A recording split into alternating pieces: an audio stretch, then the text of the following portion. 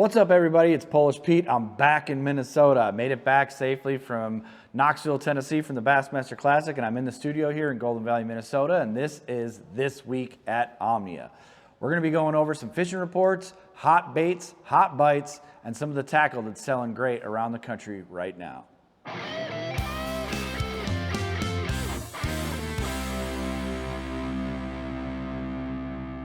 We got a couple fishing reports in from our buddies over there on the Fishers of Men Trail. I used to fish that myself up here in Minnesota, but Fishers of Men is a national organization with tournaments all over the country, and a couple of their anglers did us a favor and kicked out some fishing reports from their recent tournament on Lake of the Ozarks. Looks like one of the anglers found himself with 48-degree water. Well, actually both did. They're on the same body of water, but 48-degree water, but they got some tough conditions on them. As you can see, there's a theme to tournament fishing. You always seem to get some bumpy weather right before the tournament.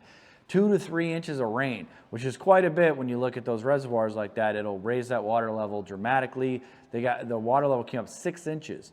Typically when that happens, it'll change your bite, change your practice. Now you got to adjust to the situation. And it looks like this gentleman found himself throwing a storm wigglewort and flipping a jewel baits finesse jig on some wood.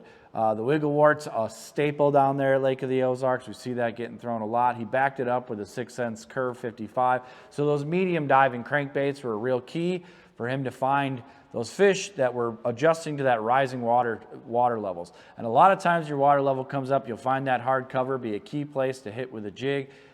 That's what he did there with the jewel baits finesse flipping jig.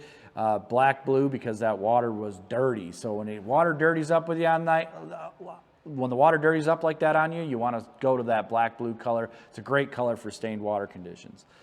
Next up, we have another report here where you look where he was point hopping on rock transitions. There's nothing but a lot of rock a lot of times in some of those reservoirs, and sometimes that transition between like big chunk rock to little pea gravel to different types of rock can be a huge transition point, can be a place that holds fish. So good eyes from this angler who was running around in the first third of the pockets closest to a point. So because that water was coming up, the fish were still trying to stay by some vertical cover there so they could adjust to the rising or falling water levels. That happens a lot. So it's good adjustment made by this angler, and he was using a Berkeley Stunna jerkbait. Lots of covering water with that, and a 6-inch mag draft. We've seen that mag draft playing all over the country this year. No different. You get these cold water conditions, these pre-spawn conditions, and you'll see that big swim bait come into play. Might not be your numbers getter, but it's going to be your big fish getter. So as you see, some staples there in the Ozarks: the jerkbait, the wigglewort, the jewel finesse jig. Those are all Ozark staples, and these anglers adjusted perfectly and caught themselves some fish in that 48-degree, dirty, muddy, rising water on Lake of the Ozarks. And just a heads up, while we're talking about Fishers of Men, and thank you, gentlemen, for kicking in those fishing reports to us, if you're in any organization whatsoever that involves fishing, if it's tournament trail, just a club, an organization at all that has to do with fishing, feel free to reach out to us. We can pop up pages, places for your anglers to communicate. We offer promotions and deals for groups and clubs that are willing to help us populate these pages with relevant, good fishing information. Top products this week. This is an easy one. Being down at the Classic, we saw what Gussie did there. Congratulations again, Gussie. The scented jerk shad. We've been blowing through these things, and we have another pallet of them on the dock, so make sure to set your notifications for all the baits I'll talk about. If there's ever a color or a size or a certain family of baits that you're after and we're out of stock on, I promise you it's automatic. We already have them on reorder. It's a matter of just getting them back in and put away in a timely manner. But if you set those notifications, you're going to get an email the minute they get scanned, and you'll be first to know before they even make it to the bins. So the scented jerk shad has been obviously a big one. Perfect bait. Because of the buoyant nature of Elastec, they sit straight out. They have lifelike action on a drop shot or on the Demiki rig technique or moping that Gussie won on. And these are scented as well, so perfect bait for catching really pressured fish, especially for you live scopers. Also, we saw these hit and be super popular. Brandon Polinick designed the Stealth Invader with X-Zone. This is a great little bait. It's got an inverted tail on it. You've seen us talk about it a whole bunch already because we're excited about it up in this neck of the woods. It's going to be a real player when it comes to smallmouth fishing. It's going to be a killer spotted bass bait though. Perfect bait for dragging. That tail still kick, but it's going to shine on a drop shot. The sleeper craw from Megabass. None of this stuff was a super big surprise. Megabass launches something, everybody goes and grabs it. They're one of the best manufacturers at not only making baits that catch a fisherman like me, but they also catch fish. It's a killer bait, looks super realistic. You fish it like a jig, but it looks just like a realistic crayfish. So if you're out there fishing any bodies of water, targeting some bigger largemouth that are feeding down in hard cover, rock, something like that, but the hook's buried in this, so if you have a rock vegetation mixed, you're still going to be able to fish this effectively. It's a pretty cool bait. I wouldn't be surprised if over time this even gains more momentum. The Berkley Fritside 5. We can't get enough of these things. This is becoming a staple amongst tournament anglers' boats, especially this time of year. You get pre-spawn, spawn, and post-spawn conditions where a flat-sided crankbait can shine.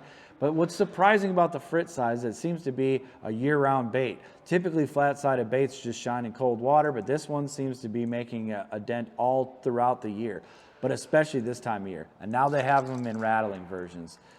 So if you're a lipless crankbait angler and you don't have a ton of confidence in this kind of square bill style crankbait, this is a perfect mix between that lipless crankbait and that hardcover crankbait like the square bill.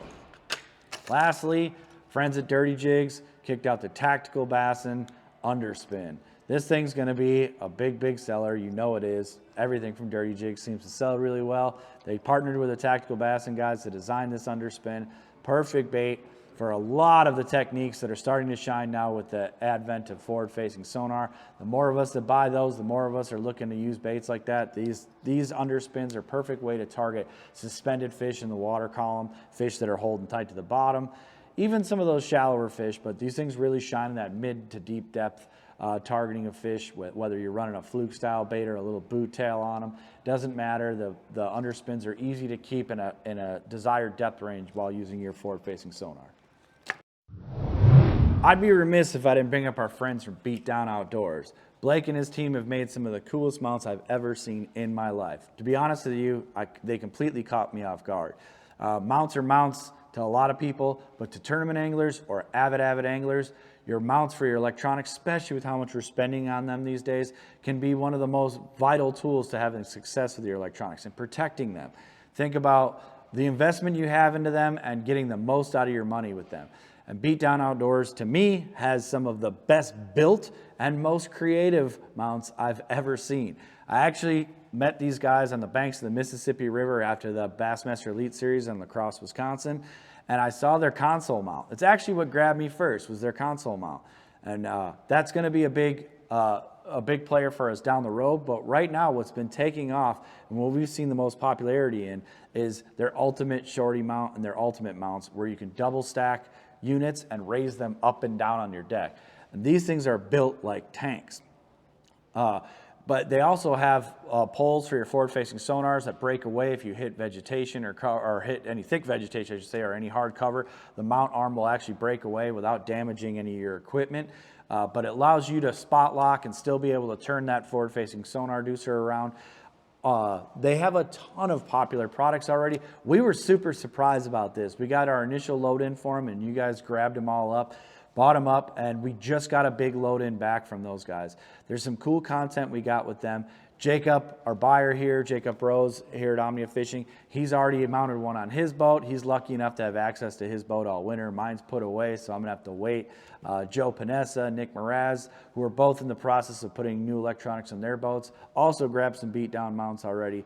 I highly recommend you do your own homework on this one. If you're into forward-facing sonar at all, or just whatever, you have just 2 units up on your front deck and you want a creative way to mount them and make them more effective, or you're looking for a console mount, or you want to take your forward-facing sonar off your trolling motor, take a look at Beatdown Outdoors. I promise you'll be impressed.